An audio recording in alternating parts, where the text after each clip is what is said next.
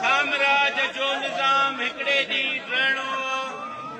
अक़वा सचो पंहिंजो ख़्वाब जिंदाबाद इनकलाब जिंदाबाद इनकलाब जिए सिंधु देश जिए साईं जीएम सैयद जिए शहीद बशीर खान कुरैशी अज सिंध जे अरड़े पुट शहीद बशीर खान कुरैशी जी 13 वर्सी आहे। सिंध जे आशिकन सॼी उमिरि सिंध धरतीअ सां जिदोजहद कंदे गुज़ारी। सिंधु दरिया जे पाणीअ लाइ शहीद जी जिदोजहद हिक मिसालिया जिदोजहद आहे। सिंधु दरिया मथां पंजाब ऐं वफ़ाक पारां कालाबाग डैम ठाहिण जो मसइलो हुजे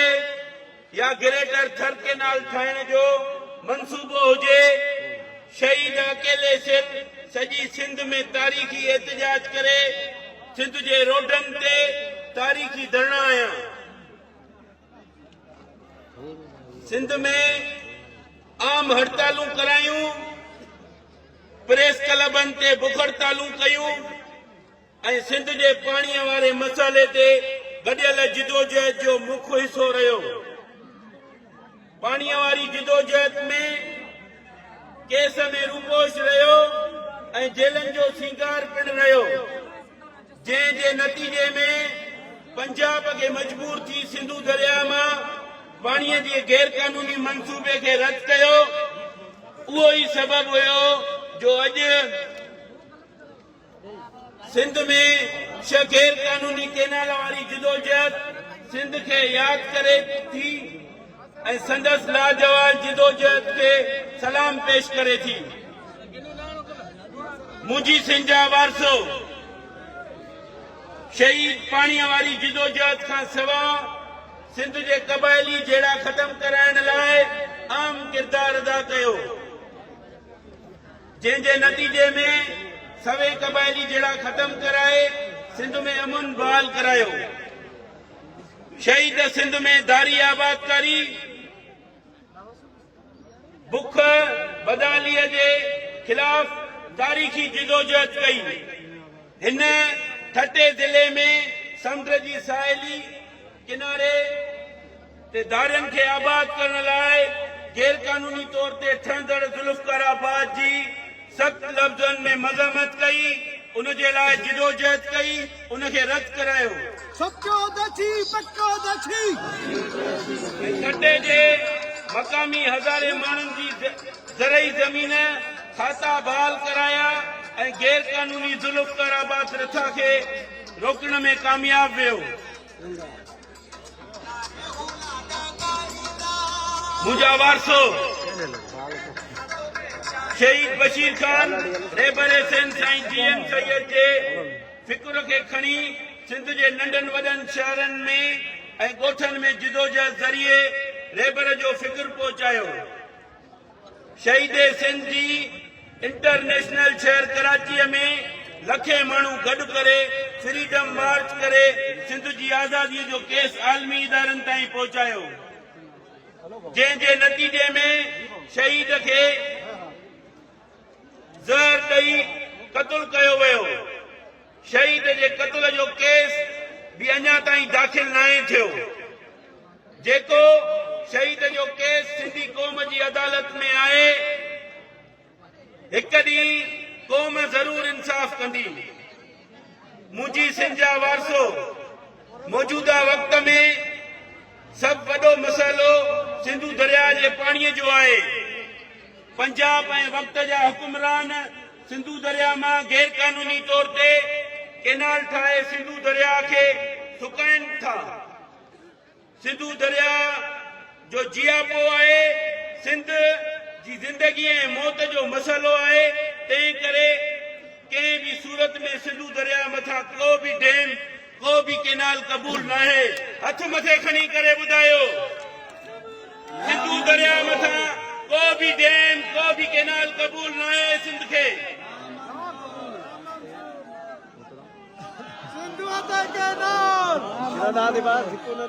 अज शहीद बशीर खान कुरैशी जी जलसे में हिते गॾु थी करे सिंधु दरिया ते ठहंदड़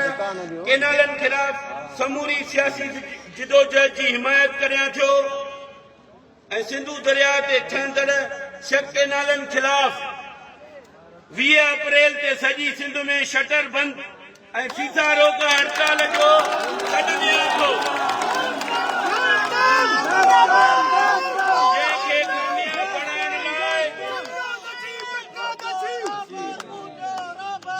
कामयाब बनाने लाए हर माण्हूअ खे अपील करियां थो त जॾहिं पंजाब ऐं वक़्त जा हुकुमरान ज़िद ते हुजनि असांजे वसीलनि ते धाड़ो लॻे असांजे पाणीअ ते धाड़ो लॻे त उन्हनि खे इहो जवाबु ॾियूं त हीअ धरतीअ जा मालिक ऐं वारिस असां सिंधी आहियूं ॿियो केर बि कोन्हे इन सिंधु दरिया असांजी ज़िंदगी ऐं मौत जो जियापो आहे जंहिंते असां को बि कैनाल को बि डैम क़बूल न कंदासीं 25 अप्रैल ते रेबरे सिंध साईं GM सैयद जे वरसीअ वारे क़ौमी जलसे में अहम ऐलान कंदसि छाकाणि त सिंधु दरिया मथां आलमी कानून मूजिब मज़हबी ऐं इंसानी हक़नि जे कानून मूजिब पहिरियों हक़ सिंध जो आहे तंहिं करे अॼु शहीद जे जलसे में सभु हथ मथे खणी इहो आवाज़ सां ॿुधायो त सिंधु दरिया जे मथां को बि कैनाल क़बूल कोन्हे अॼु ऐं सिंध खे 1945 वारे पाणीअ वारे ठाह में पाणी ॾिनो वञे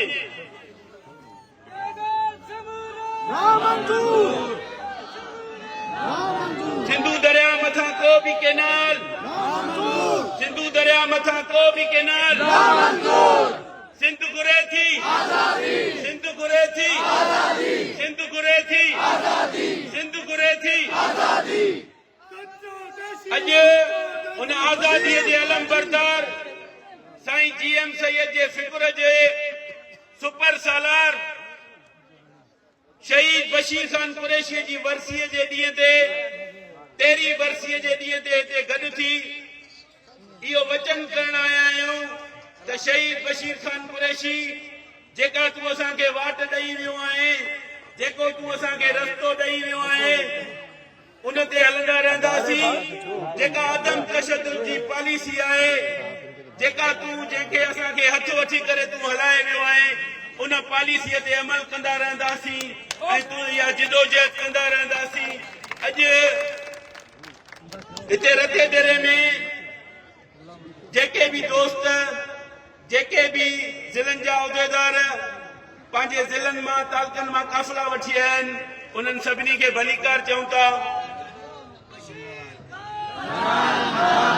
ॼाण टुटी ज़ंजीर वया पोइ ज़िंदाननि जो छा थींदो जिन मज़लूमनि ते वार कया तिन शैताननि जो छा थींदो तिन शैताननि जो छा थींदो सिंध तव्हांखे पुकारे थी सिंध तव्हांखे यादि करे थी अचो अचो कैनालनि खिलाफ़ सभु हिकु आवाज़ थी करे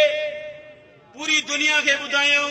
त हीअ सिंधु दरिया असांजो हज़ारे सालनि खां विरसो आहे मुंहं जे दड़ो असांजो 5000 सालनि खां वठी असांजी तहज़ीब आहे तमदुन आहे सिंधु दरिया जे मथां को बि डैम को बि कैनाल क़बूल न आहे सिंधु दरिया असांजी जियापो आहे अगरि इन जे मथां कैनाल ठहिया त रत जूं नदियूं वहंदियूं हिते शहीद बशीर खान कुरैशी जे मज़ार जे आॾो इहो वचन था कयूं हथ मथे खणी करे असां अॼु शहीद बशीर खान कुरैशी जे मज़ार जे साम्हूं इहो वचन था कयूं त जेस ताईं सिंधु दरिया जे मथां जेके केनाल ठहनि था इन्हनि खे रद्द नथा करायूं तेसी ताईं ही जिदोजहद जारी रहंदी।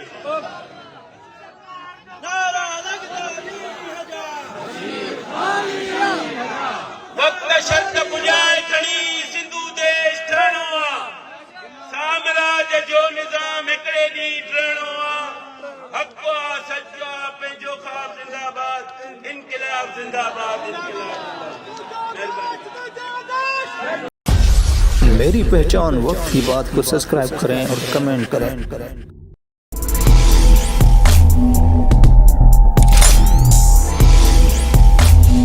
वक्त की बात, वक्त है सच बताने का।